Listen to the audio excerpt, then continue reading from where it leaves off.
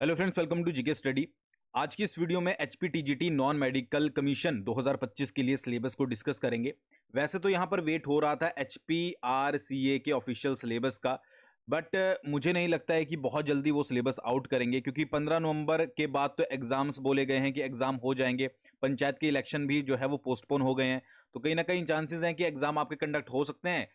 Commission का syllabus जो है वो अभी तक ऑफिशियली अनाउंस नहीं किया गया है। तो इस ऐसे में ऐसा है कि आप अगर 15 दिन पहले सिलेबस आता है तो तैयारी करोगे नहीं, 1 मंथ पहले आता है तो भी क्या ही कर लोगे। तो अपने अपनी तैयारी को आपको अपने तरीके से जो है वो शुरू करना है, ठीक है। जो भी एग्जाम पैटर्न है और जो भी सिलेबस है, जो कि आपका सिलेबस रहेगा, जो भी थोड़े बहुत चेंजेस होंगे, वैसे तो कुछ चेंज नहीं होगा, बट जो भी थोड़ा बहुत चेंज होगा वो आपको आने वाले समय में पता लग जाएगा, ठीक है। अगर एचपीआरसीए बता देता है, बट फिर भी जो है आपको डिटेल में मैं पूरी कोशिश करूंगा समझाने की कि क्या क्या चीजें आपको पढ़नी है। अगर आपको नहीं पता है, अगर पता है तो वीडियो को स्किप कर सकते हो, बट स्किप तब कीजिएगा। देखो, अगर आप घर बैठे तैयारी कर रहे हो और आपकी तैयारी अभी तक अच्छी नहीं हुई है, या आप कंफ्यूज हो कि भाई क्या क्या लेवल जो है वो पूछे जा सकते हैं, तो डिस्क्रिप्शन में जीके स्टडी ऐप का लिंक दिया गया है। आपको जीके स्टडी ऐप को डाउनलोड करना है। हमने जो है वो नॉन मेडिकल के लिए टेस्ट सीरीज चलाई है, और बेस्ट टेस्ट सीरीज है। आपको एक से लेकर एक क्वेश्चन जो है वो वहां पर देखने को मिलेंगे। डिस्क्रिप्शन में लिंक है, जब आप क्लिक कर लोगे, डाउनलोड कर लोगे, या फिर आप वेबसाइट भी विजिट कर सकते हो, सेम ही प्रोसेस है।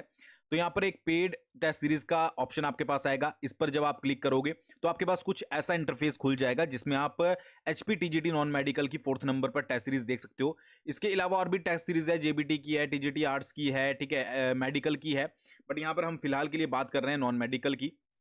और उसके बाद जब आप इसमें जो भी टेस्ट दिए जाएंगे, 15 अक्टूबर से वैसे शुरू है, बट ऑलरेडी टेस्ट आने शुरू हो चुके हैं, तो कुछ इस तरीके के क्वेश्चंस आपको देखने को मिलेंगे, ठीक है। अगर आप प्रीवियस ईयर पेपर्स को देखोगे तो वहां पर भी आपको देखना कैलकुलेशन वाले क्वेश्चन ज्यादा पूछे जाते हैं, ठीक है। तो यहां पर भी देखो इस तरीके के क्वेश्चन ऐड किए गए हैं, 4 आपके पास ऑप्शन दिए गए हैं, ठीक है। तो सब कुछ ये ऑर्गेनिक केमिस्ट्री का सेक्शन है, ठीक है। टेस्ट 1 ऑर्गेनिक केमिस्ट्री का हमने डाला है।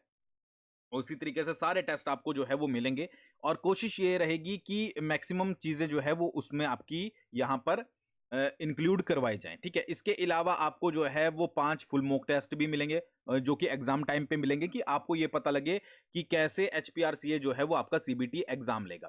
तो बिल्कुल सीबीटी पैटर्न के ऊपर, जैसा उनका पैटर्न रहेगा, अगर आप लैपटॉप वगैरह में दोगे टेस्ट तो आपको बिल्कुल वही दिखेगा, फोन में भी वही दिखेगा, ठीक है। सब कुछ आपका वही रहेगा। अच्छा, मोस्ट इंपॉर्टेंट चीज क्या है?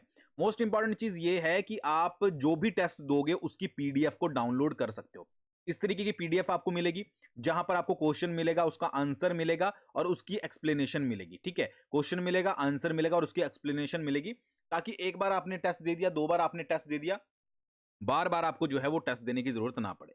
तो डिस्क्रिप्शन में लिंक दिया गया है, अभी फिलहाल के लिए ऑफर भी चला हुआ है, आप जाकर ज्वाइन कर सकते हो। सेक्शनल टेस्ट प्लस 5 आपको फुल मॉक टेस्ट मिलेंगे, और सेक्शनल टेस्ट ऐसे नहीं है कोई लिमिट है, अनलिमिटेड सेक्शनल टेस्ट आपको जो है वो वहां पर मिलने वाले हैं, जब तक मुझे ये नहीं लगता कि मोस्ट इंपॉर्टेंट क्वेश्चन आपके कवर हो गए हैं, ठीक है जी। चलिए आगे बढ़ते हैं।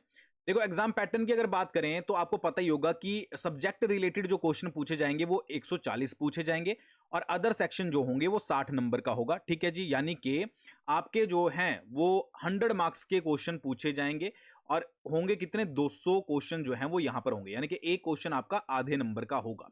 तो पहले ये क्या होता था, प्रीवियस पैटर्न देखोगे 170 क्वेश्चन पूछे जाते थे, ठीक है। तो वो उसी तरीके से अब इसमें कुछ क्वेश्चंस जो हैं वो आपको बढ़ाकर देखने को मिलेंगे। तो यहाँ पर क्या लिखा गया है कि जो आपका सब्जेक्टिव है या फील्ड रिलेटेड है उसके 140 क्वेश्चन, और आपके जो अदर हैं जिनमें आपके साइंस आती है, सोशल साइंस आती है, जनरल इंग्लिश आती है, हिंदी मैट्रिक स्टैंडर्ड की, करंट अफेयर वगैरह, उसके 60 क्वेश्चन आपसे पूछे जाएंगे। समझ आ गया आपको? ठीक है। अब देखो एक चीज और है, पहले मैं ये 60 वाले डिस्कस करूंगा, फिर उसके बाद जो है वो 140 वाले डिस्कस करूंगा। अब देखो 140 में क्या है, अगर मैं आपको थोड़ा सा एक्सप्लेन यहां पर करूं, मेरे हिसाब से मैं अपनी बात कर रहा हूं, ठीक है। मेरे हिसाब से अगर मैं इसको थोड़ा सा रब कर देता हूं, थोड़ा स्पेस बना लेता हूं,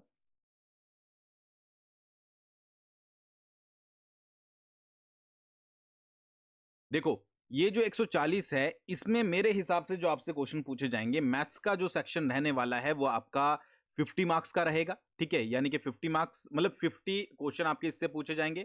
उसके बाद आपके जो साइंस का रहेगा, क्योंकि ज्यादातर फिजिक्स केमिस्ट्री इसमें इंक्लूड की जाती है, तो 70 जो है वो आपके यहाँ पर क्वेश्चन इससे पूछे जाएंगे।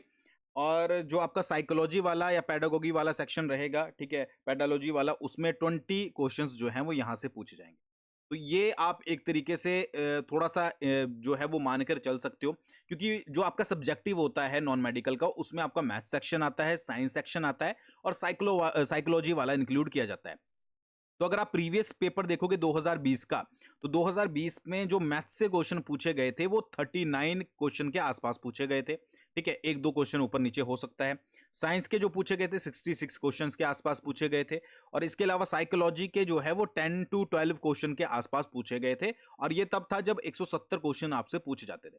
तो कहीं न कहीं पर आपको हर एक क्वेश्चन में जो है वो इंक्रीज़ देखने को मिलेगा, क्योंकि 140 क्वेश्चन आपके इन 3 सेक्शन से पूछे जाने हैं। तो ऐसा तो नहीं है कि बहुत ज़्यादा एक ही सेक्शन से पूछ लेंगे। साइंस का और मैथ्स का ज़्यादा जोर रहता है और मैंने जो प्रीवियस ईयर पेपर्स देखे हैं उसमें साइंस का ज़्यादा जोर देखा है। तो साइंस के 70 के क्वेश्चन आपके 70 के आसपास, ठीक है? मैथ्स के आपके 50 के आसपास और जो साइकोलॉजी वगैरह है 20 क्वेश्चंस के आसपास आपसे जो है वो पूछे जा सकते हैं। बाकी ये हो सकता है कि आने वाले समय में जो है वो थोड़े बहुत मतलब क्वेश्चन अब ये हो सकता है कि थोड़े साइंस के बढ़ा दिए, मैथ के कम कर दिए या साइकोलॉजी के बढ़ा दिए। वो एग्जामिनर सेटर के ऊपर जो है वो डिपेंड करता है। प्रीवियस का मैंने आपको बता दिया, मैथ्स में 39 क्वेश्चन, साइंस में 66 के अराउंड और साइकोलॉजी में 10 क्वेश्चंस के अराउंड 10 टू 12 ये यहाँ पर जो है वो पूछे गए थे। ठीक है? तो ये कितने हो गए आपका मैथ साइंस और साइकोलॉजी को मिलाकर ये 140 हो गए। ठीक है, बाकी अगर हम बात करें 60 नंबर की, तो 60 नंबर में जो मोस्ट फोकस्ड सब्जेक्ट होगा वो एचपीजी के होगा। अराउंड आप लगा लो 28 क्वेश्चन आपके इससे पूछ लिए, इंडियन जीके से 10 क्वेश्चन पूछ लिए, उसके बाद आपके करंट अफेयर से 6 वहां से पूछ लिए, 6 क्वेश्चन हिंदी के डाल दिए, 6 इंग्लिश के डाल दिए, जनरल साइंस के 6 जो इन साइंस से दूसरे हटके होता है, जो आपकी डेली लाइफ की साइंस होती है, और रीजनिंग के 6 क्वेश्चन डाल दिए। तो 60 क्वेश्चन जो हैं वो इस तरीके से कवर किए जाएंगे। प्रीवियस पेपर उठाकर देखोगे तो हिंदी और इंग्लिश के 5-5, 4-4, 5-5 क्वेश्चन ही पूछे गए हैं। अगर मैं आपको 2020 का बताऊं 60 नंबर का, ठीक है, तो उसमें आपके एचपीजीके के 15 के करीब क्वेश्चन थे। ठीक है जी, रीजनिंग के 5, करंट के 5, इंडियन जीके के 16 से 17 क्वेश्चन हो गए आपके। उसी तरीके से 6-6, 7-7 करके क्वेश्चन को जो है वो डिवाइड किया गया था।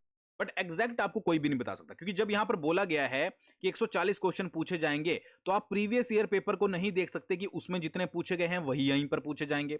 वो एग्जामिनर के ऊपर है कि उसका मन करा उसने 50 डाल दिया, उसका मन करा उसने 45 डाल दिया। ठीक है, साइंस के उसको लगा मुझे ज्यादा डालनी चाहिए, उसने 75 डाल दिया। तो वो उस तरीके से वर्क करेगा।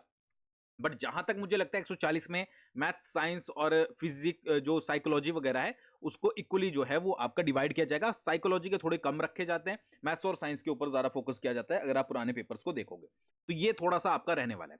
चलो चलते हैं, आपका पहले बात करते हैं 60 मार्क्स के क्वेश्चंस की। 60 मार्क्स में हिंदी की बात अगर हम करें, तो हिंदी में आपको भाषा और व्याकरण, वर्ण विचार, शब्द विचार, संधि, समास, संज्ञा, सर्वनाम, विशेषण, क्रिया, ठीक है, ये सब कुछ, क्रिया विशेषण, अव्यय, उपसर्ग, प्रत्यय, कारक, लिंग, उसके बाद वचन, काल, वाच्य, पुरुष, वाक्य, वाक्य रचना, अशुद्धि वगैरह, पर्यायवाची, विलोम शब्द, एकार्थी, अनेकार्थी, तत्सम, तद्भव, मुहावरे, लोकोक्तियां, अलंकार, रस, छंद, विराम चिन्ह, शब्द रूप, धातु रूप, ये सभी कुछ पढ़ने पड़ेंगे। अब आप सोचोगे कि यार अगर मेरे पास मान लो 6 से 7 ही क्वेश्चन पूछे जाने हैं, या मेरे पास 5 से 6 ही क्वेश्चन पूछे जाने हैं, तो मैं इतना ज्यादा क्यों पढूं? ठीक है, एक एक नंबर बहुत ज्यादा इंपॉर्टेंट होता है। ठीक है, टीजीटी की जब आपकी मेरिट लगती है तो आपको पता होगा पॉइंट में भी वहां पर नंबर जाते हैं। तो ठीक है, पॉइंट में नंबर जाते हैं, ठीक है, या फिर एक नंबर से आप रह जाते हो तो आपको पता लगता है। तो ये मत कीजिएगा कि कोई सेक्शन छोटा है, एक एक नंबर आपके लिए इंपॉर्टेंट है, तो 5 नंबर का पूछा जाए, 4 नंबर का पूछा जाए, 3 नंबर का पूछा जाए, पढ़ के आपको सब कुछ जाना पड़ेगा। अब मान लो आपने संधि, समास, संज्ञा, सर्वनाम, विशेषण पढ़ लिया, क्रिया आपने पढ़ी नहीं और क्वेश्चन आ गया क्रिया से, तो आपका पढ़ना बाकी बेकार हो गया।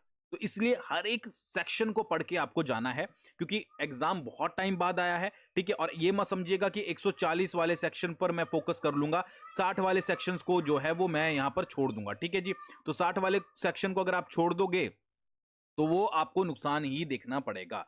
तो दोनों ही सेक्शन को आपको इक्वली लेकर चलना है। इसके बाद बात करते हैं आपके इंग्लिश ग्रामर की, तो इंट्रोडक्शन ग्रामर की, ठीक है, part of speech, noun, pronoun, adjective, verb, adverb, determines, ठीक है, gender, number, case of noun, ठीक है, नाउन के अंदर ही आता है। टाइप ऑफ सेंटेंसेस कौन कौन से होते हैं, उसके अलावा जो है वो सब्जेक्ट, वर्ब, एग्रीमेंट, आर्टिकल्स वगैरह, प्रपोजिशन, कंजक्शन, इंटरजेक्शन, टेंसेस वगैरह, टाइप ऑफ टेंसेस हो गए, कैसे टेंसेस का सेंटेंसेस में यूज करना है, आपका वॉइस हो गए, active voice, passive voice, direct और इनडायरेक्ट स्पीच हो गई। ठीक है जी, एरर डिटेक्शन होगी आपकी, ठीक है, फ्रेजेस होगी, क्लॉजेस हो गए, एक्टिव पैसिव वॉइस हो गए, उसके बाद आपकी वोकेबलरी बिल्डिंग होगी, ठीक है, कि आपसे वोकैब पूछ लिया, सिनोनिम्स हो गए, एंटोनिम्स हो गए, आपका फिलिंग द ब्लैंक्स तो अब ज्यादातर उस पर फोकस नहीं किया जाता, वन वर्ड सब्स्टिट्यूशन हो गए, ईडियम और फ्रेजेस होगी, सेंटेंस रीअरेंजमेंट होगी, आपके पास ए करके बी करके सी करके दे दिया जाता है कि उसको अरेंज करो या इनमें से कौन सा गलत है वो पूछ लिया जाता है। तो ये सारे भी आपको जो है वो रीड करने पड़ेंगे इंग्लिश के लिए, क्योंकि हिंदी और इंग्लिश के अगर 5-5 क्वेश्चन भी, वैसे तो ज्यादा पूछे जाएंगे, मैं एक एग्जांपल दे रहा हूं, 10 नंबर ये बन जाते हैं, ठीक है। और 10 नंबर अगर आपने अच्छे से तैयार नहीं किए तो 10 नंबर किसी टेस्ट में पीछे होने का मतलब आप समझ रहे हो कि कहां पर आपकी जाकर जो है वो मेरिट पे लगेगी, ठीक है। तो एक एक चीज आपको अच्छे से पढ़नी है। उसके बाद हिमाचल प्रदेश के ऊपर आते हैं, ठीक है। एचपीजी के बहुत इंपॉर्टेंट है, बट आप पहले से ही पढ़ते आए होगे। एक तो ज्योग्राफी, हिस्ट्री और कल्चर एंड हेरिटेज आपको पढ़ना ही है, आर्ट एंड कल्चर। ज्योग्राफी में आपको पता ही होगा, भौगोलिक परिचय हो गया, फिर उसकी सीमा वगैरह, क्षेत्रफल, पर्वत, घाटियां, पिक्स वगैरह, नदियां, झीलें, जलवायु, वनस्पति, मिट्टी, कृषि, वन्य और वन्य जीव अभ्यारण्य, वन के बारे में, जल विद्युत परियोजनाएं, झरने वगैरह, ठीक है, नेशनल पार्क्स और जो भी आपके वाइल्ड लाइफ सेंचुरीज वगैरह होती है, सब कुछ आपको ज्योग्राफी के अंदर कवर करना है। फिर हिस्ट्री में अगर आप डिस्ट्रिक्ट वाइज हिस्ट्री पढ़ लोगे तो ज्यादा बेटर आपके लिए रहेगा, ठीक है। उसमें ही आपके प्रमुख राजवंश वगैरह, ब्रिटिश कैसे रिलेट करते थे आपके रियासतों से, ठीक है, हिमाचल प्रदेश का गठन कैसे हुआ, पुनर्गठन कैसे हुआ, हिमाचल प्रदेश किस तरीके से 1966 में विशाल बना, तो वो सारी चीजें आपको जो है वो हिस्ट्री में पढ़नी पड़ेगी। कल्चर में लोक नृत्य, लोकगीत, मेले और त्योहार, ठीक है जी, टेम्पल्स वगैरह, ठीक है, और उसकी जो आपकी ट्राइब्स वगैरह हो गई, ये सारी चीजें आपको जो है वो इसमें कवर करनी पड़ेगी। इसके अलावा आपका पॉलिटी और एडमिनिस्ट्रेशन हो गया, हिमाचल प्रदेश की प्रशासनिक संरचना कैसी है, राज्यपाल, मुख्यमंत्री, मंत्री परिषद के बारे में आपको पढ़ना है, विधानसभा के बारे में पढ़ना है, न्यायिक व्यवस्था के बारे में पढ़ना है, पंचायती राज, ये एक एमसीक्यू इससे रिलेटेड अभी हायर एग्जाम में पूछा भी गया था, और प्रमुख आयोग वगैरह कब उनकी स्थापना हुई, ये सब कुछ आपको पढ़ना है। जनरल फैक्ट्स आपको पढ़ने हैं, ठीक है, जैसे प्रमुख नगर, उनके स्थल कौन से हो गए, निकनेम्स क्या क्या बोले जाते हैं, प्रमुख संस्थान कौन से हो गए, विश्वविद्यालय, ठीक है जी, पॉपुलेशन से रिलेटेड 2011 का जो सेंसिस होते हैं वो आपको पढ़ने हैं, ठीक है जी, डिस्ट्रिक्ट के बारे में आपको पढ़ना है। इकोनॉमी में कृषि और बागवानी, उद्योग, पर्यटन, परिवहन, बजट, आपको लेटेस्ट बजट और आर्थिक सर्वेक्षण, इकोनॉमिक सर्वे वगैरह आपको पढ़ना है। पंचवर्षीय योजनाएं आपको पढ़नी है। करंट अफेयर की बात करें अगर हिमाचल प्रदेश से रिलेटेड, तो जो भी आपकी सरकारी योजनाएं चली हुई है लेटेस्ट 2025 में, उसके अलावा जो 2025 में नियुक्तियां हुई है, बहुत ज्यादा नहीं होगी, ठीक है, ज्यादा से ज्यादा आपके जो है वो ज्यादा से ज्यादा, मैं बहुत ज्यादा बोल रहा हूं, 100 करंट अफेयर निकलेंगे पूरे साल के हिमाचल प्रदेश के, ठीक है। तो ये आपको सारा करना ही पड़ेगा, इसमें कोई भी ढील देने की आपको जरूरत नहीं पड़ेगी, और टेस्ट सीरीज में हम ये सारी चीजें इंक्लूड करेंगे ही करेंगे। करंट अफेयर की बात करें, अगर हम करंट अफेयर के ऊपर आते हैं, तो देखो लास्ट 6 मंथ के करंट अफेयर तो आपको पढ़ने ही पढ़ने हैं, बट उससे प्रीवियस जो एक साल के करंट अफेयर है उनके ऊपर एक नजर दौड़ा लेना, ठीक है, अपनी आंखों को उनके ऊपर एक बार देख लेना, मतलब जैसे इस तरीके से लास्ट 6 मंथ के तो आपने अच्छे से करे ही करे, बट मान लो 2024 के करंट अफेयर आपने देखने हैं, तो उसमें जैसे मिलिट्री एक्सरसाइजेज होगी, ये देख ली पूरे साल की, जो आपकी अपॉइंटमेंट्स है इंपॉर्टेंट इंपॉर्टेंट वो देख ली, ठीक है, उसके अलावा जो एमओयू साइन हुए हैं वो देख लिए। तो इसमें डिटेल में जाने की जरूरत नहीं है, सिर्फ एक नजर मारनी है। कई बार क्या होता है, मोस्ट इंपॉर्टेंट न्यूज 2024 की भी पूछ ली जाती है, बाकी लास्ट 6 मंथ की तो आपको रीड करने ही करने। बेटर होगा कि आप एक साल की मैगजीन यूज कर लें, या ऑनलाइन सोर्सेज वगैरह आप यूज कर सकते हो। साइंस की बात करें तो साइंस अलग से पढ़ने की जरूरत नहीं है, ठीक है, अलग से क्वेश्चन पूछे जाते हैं जनरल साइंस के, बट वो आपके सब्जेक्टिव के अंदर ही कवर हो जाएंगे। रीजनिंग की बात करें तो रीजनिंग में भी आपको ज्यादा डिटेल में जाने की जरूरत नहीं है, 2-4 टॉपिक होते हैं, जैसे blood relation, direction, ranking order, number series और अल्फाबेट सीरीज, ये आप कर लोगे तो ये भी बहुत ज्यादा सफिशिएंट रहेगा। यानी कि साइंस और रीजनिंग आपको सिर्फ बेसिक पढ़ने की जरूरत है, इससे ज्यादा आपको पढ़ने की जरूरत नहीं है। तो आप ना ये मत कीजिएगा कि रीजनिंग के ऊपर सारा टाइम जो है वो आप बैठकर वेस्ट करें, क्योंकि 60 मार्क्स में आपकी जो है वो रीजनिंग भी, एचपीजी के भी, इंडियन जी के भी, करंट अफेयर भी, साइंस भी, हिंदी भी, इंग्लिश भी इंक्लूड होनी है। तो सभी को इंक्लूड किया जाएगा, तो इसमें ज्यादा डीप जाने की जरूरत आपको नहीं है, थोड़ा थोड़ा आपको बेसिक, अगर आपकी रीजनिंग पहले आपने पढ़ी है, अच्छी है, तो इस पर ज्यादा फोकस करने की जरूरत नहीं है। साइंस को अलग से पढ़ने की जरूरत नहीं है, क्योंकि आप सब्जेक्टिव के अंदर ही उस सारी चीजों को कवर करोगे जब फिजिक्स केमिस्ट्री पढ़ोगे, ठीक है। और करंट अफेयर मैंने बोल दिया 6 मंथ के आपको करंट अफेयर पढ़ने हैं। तो ये आपका 60 मार्क्स के अंदर जो है वो रहने वाला है, ठीक है, जो कि आपका चाहे जनरल इंग्लिश हो गया, हिंदी हो गया, करंट अफेयर हो गया, एवरीडे साइंस हो गया, लॉजिक वगैरह के क्वेश्चन हो गए, या फिर आपके हिमाचल प्रदेश के क्वेश्चन हो गए, ठीक है जी। और बाकी जो आपकी जनरल नॉलेज होता है, ठीक है, जो जनरल नॉलेज है आपकी जीएस वगैरह, तो जीएस वगैरह में याद रखिएगा जो बेसिक बेसिक चीजें होती है, जैसे आपको पॉलिटी के इंपॉर्टेंट अमेंडमेंट वगैरह हो गए, ठीक है जी, कौन कौन से राजा वगैरह चलते थे, ठीक है, प्रमुख राजवंश कौन से रहे हैं, उनसे रिलेटेड आपको क्वेश्चन पढ़ लेने हैं। मतलब कि आपको डीप डाइव नहीं करनी है, ठीक है, जहां पर सब्जेक्टिव चीजें होती है, जैसे 140 का सब्जेक्टिव ज्यादा है, तो 60 मार्क्स में आप इतना ज्यादा डिटेल डीप डाइव करने की जरूरत नहीं है, सिर्फ ऊपर ऊपर से आपको पढ़ना है कि प्रमुख राजवंश हो गए, जैसे मान लो महाजनपद है, ठीक है, महाजनपद में आपके कौन कौन सी जो है वो अ, जनपद थे और उनकी कौन कौन सी राजधानियां थी। तो ऊपर ऊपर से क्वेश्चन पढ़ के आपको चलने हैं हर एक चीज के बारे में, चाहे वो पॉलिटी हो, चाहे वो हिस्ट्री हो, चाहे वो ज्योग्राफी हो, ठीक है, कई बार इनसे भी क्वेश्चन इंक्लूड हो जाते हैं। अब सब्जेक्टिव की बात करूं तो सबसे पहले आता है मैथ्स। मैथ्स में आपको अलजेब्रा, ज्योमेट्री, कैलकुलस, स्टैटिस्टिक्स और मैथमेटिकल रीजनिंग, ये सारे टॉपिक करने हैं। यहां पर कुछ मैंने 2020 के क्वेश्चन लगाए हैं, जैसे आप देख लोगे if sine -1 x pi by 5, ठीक है, देन कॉस -1 एक्स क्या रहेगा, ठीक है, तो इसको आपको कैलकुलेट करना है। इसी तरीके से if R S T R positive numbers and P Q R positive integers, ठीक है, तो ये आपको एलसीएम, तो ये आपको अलजेब्रा वगैरह, ज्योमेट्री वगैरह, कैलकुलस वगैरह, स्टैटिस्टिक्स वगैरह, इसके अलावा जो बेसिक मैथ होता है आपका एलसीएम, एचसीएफ वगैरह, ठीक है जी, और जो भी आपके टाइम एंड वर्क वगैरह, सब कुछ बेसिक मैथ के अलावा आपको ये सारी चीजें भी इंक्लूड करनी है। अब यार देखो ज्योमेट्री के अंदर क्या क्या चीजें आती है, ट्रिग्नोमेट्री, मेंसुरेशन, कॉइन सेक्शंस, ये सारे अलग से अगर मैं मेंशन करूं तो उस चीज का बेनिफिट है नहीं, वो टाइम वेस्ट करने वाली बात है, ठीक है। सीधा सीधा है कि ज्योमेट्री के अंदर क्या क्या टॉपिक आते हैं आप खुद सर्च कर सकते हो, आप उसको अच्छे से रीड कर सकते हो, और आपने पढ़ा भी होगा अगर आपने किया हुआ है पहले, ठीक है, तो ये सारा चीजें आपको करनी है। इसके अलावा केमिस्ट्री में जाएंगे तो मैं सीधा सीधा आपको डिवाइड कर देता हूं, physical chemistry, inorganic chemistry, organic chemistry, ये तो आपको करनी ही करनी है। एनालिटिकल केमिस्ट्री और एनवायरमेंटल केमिस्ट्री, कई बार इनसे जो है वो कुछ क्वेश्चंस आ जाते हैं। एटॉमिक स्ट्रक्चर हो गया, केमिकल बॉन्डिंग होगी, केमिकल इक्विलिब्रियम हो गया, पीरियोडिक टेबल हो गया, कोऑर्डिनेशन कंपाउंड्स हो गए, हाइड्रोकार्बन्स हो गए, फंक्शनल ग्रुप्स हो गए, पॉलीमर्स हो गए, बायोमोलिक्यूल्स हो गए, ठीक है। यहां पर क्वेश्चन 56 और 57, ठीक है, 2020 के पेपर का देख लो। A jar has a maximum of H2 and O2 gas in the ratio of 1:5. The ratio of mean kinetic energy of H2 and O2 molecules is, तो इस तरीके के क्वेश्चन पूछे जाते हैं कि आपको जो है वो काइनेटिक एनर्जी कैलकुलेट करनी है, ठीक है जी। फिर यहां पर क्या पूछा गया है, इफ ये एस इज स्ट्रेस और वाई इज यंग मॉडुलस, ठीक है, तो इस तरीके के क्वेश्चन भी पूछे जाते हैं, ठीक है।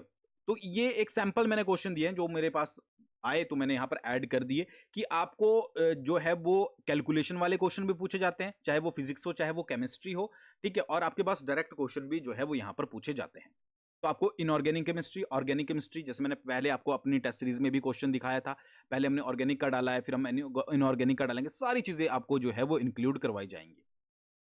फिर अगर बात करें फिजिक्स की तो मैकेनिक्स होगी, थर्मोडायनामिक्स होगी, इलेक्ट्रिसिटी और मैग्नेटिज्म हो गया, ऑप्टिक्स होगी, मॉडर्न फिजिक्स होगी। तो इन सभी के अंदर जो भी टॉपिक्स आते हैं, जैसे law of motion, law of motion का मैंने एक एग्जांपल यहां पर दिया गया है, ठीक है, जैसे an aircraft executes a horizontal loop at a speed of 720 kilometre per hour with its wings banked eight 15 degree, what is the radius of the loop, तो ये आपको कैलकुलेट करनी है।